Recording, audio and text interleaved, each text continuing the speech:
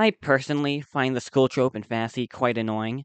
When I'm talking about the school trope, I'm mainly talking about two different things. The first example of a school trope is when a story starts out in a school setting. These are your things like your Harry Potter, X-Men, and half of all anime. The second example of a school trope is when a story switches to a school setting part of the way through.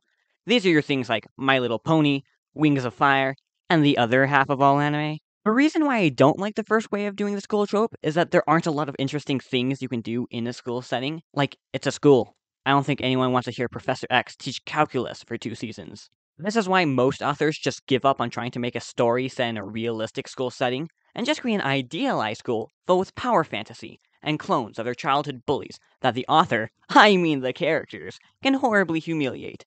Then, by the end of these stories, most of the time, the plot gets so crazy and disconnected with the school that it just turns into a half-baked superhero movie, where the protagonist destroys all the evil forces that are taking over and saves everyone. Well, everyone except the bullies, who were immediately eaten by the hideous monster that came from the dark void in the author's butt, which he also pulled the 12 romantic subplots from.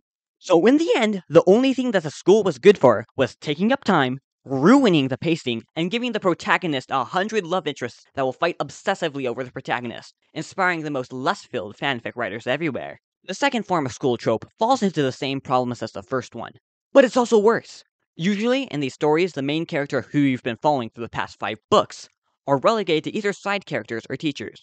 And now, the story follows all new characters who are barely connected to the previous plot, if at all. Maybe this would be fine if the new characters were good, and I will admit, sometimes they are. But most of the time, they just feel like cardboard cutouts of character archetypes you've seen 100 times, and they exist mostly to have more characters and make merchandise of. Doing this is also a way of artificially extending the length of the story because the executives decided that the old perfect ending wasn't good enough, and they need to soak every last drop of money out of this franchise until they finally nosedive the story into the ground. But with all this said, the school trope isn't terrible.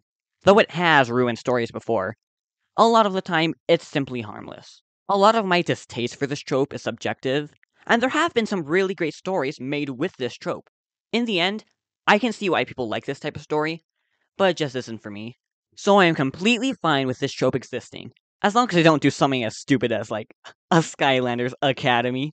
That would be stupid, right? Right?